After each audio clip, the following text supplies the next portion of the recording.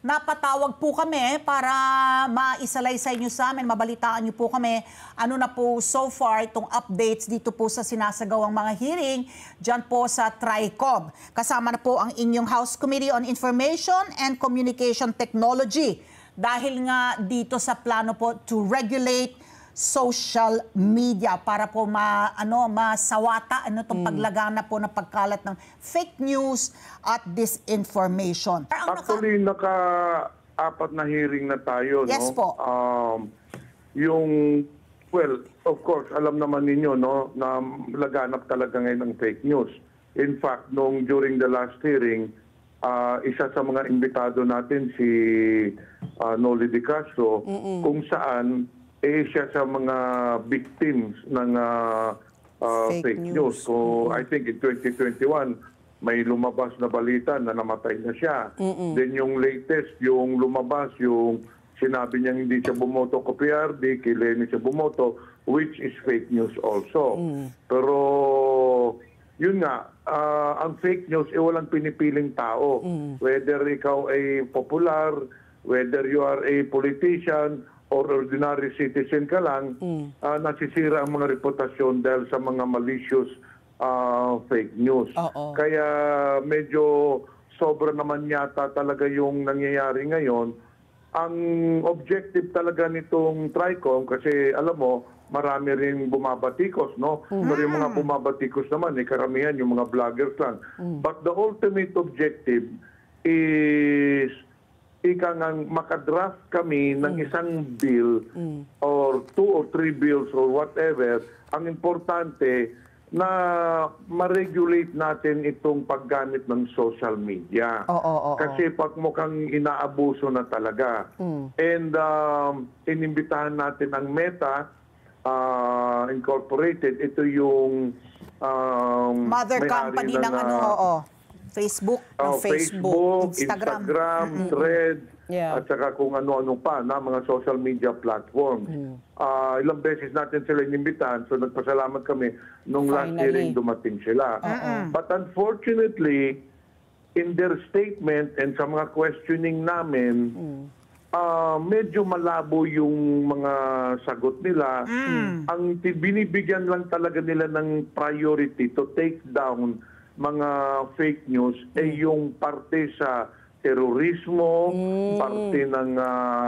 parte sa pornography, yung talagang may malicious intent, automatic daw talaga yung tinatanggal na. Ngayon, kung mayroong magrereklamo na yan ginawan siya ng fake news, tapos very damaging to his reputation, meron daw silang proseso. Sa buong mundo, they have at least 60 fact-checkers na tinatawag.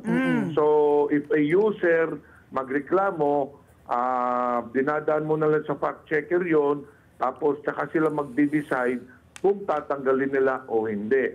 But unfortunately, meron silang statement na sinasabi nilang they also allow criticism of public figures.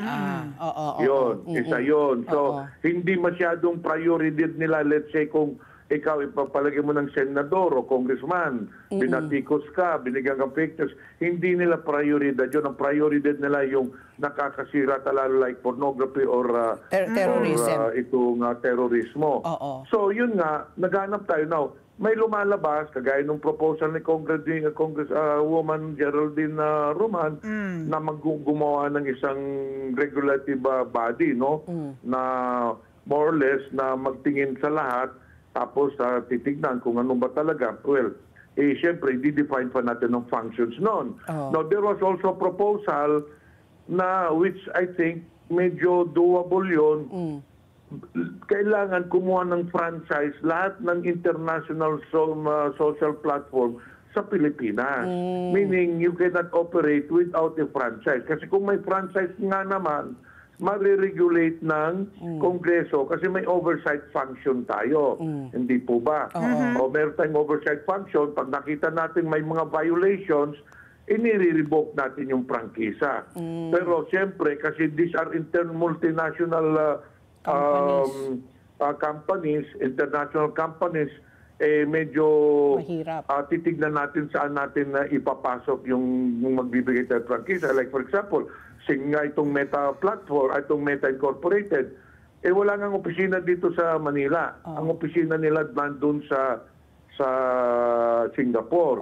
And then isang tinitignan natin, kagaya niyan, ang laki ng kita ng Meta Incorporated. Pero hindi sila nagbabayad ng buwis sa atin. And we found out also, Ali and Pat, that there are 90 million users dito sa Pilipinas. So you just can imagine magkanong income nila sa Pilipinas and they do not pay a single centavo. So yung pong mga tinitignan-tignan natin. No? Ngayon, yung regarding naman dun sa tatlong social media personality, kay Rugando Sasot, kay Lorraine Badoy, at saka kay Jeffrey Celis, they were given proper notices. Sa 4 na hearings, binigyan sila ng imbitasyon, sinokos order sila, sinabpi na sila, hindi talaga si sumipot. So under our house rules, resource person, kung hindi mag-attend sa hearing, they can be cited for contempt. Kasi may sinabpi na po tayong 11 social media personalities, kasama na doon sila Tracy Angeles, sila Crichilo, yung iba. Yung 8 sumipot naman. In fact, during the last hearing, sumipot sila. Pero itong 3 lang talagang hindi sumipot. So, yun. Ika-4 si Mark Lopez.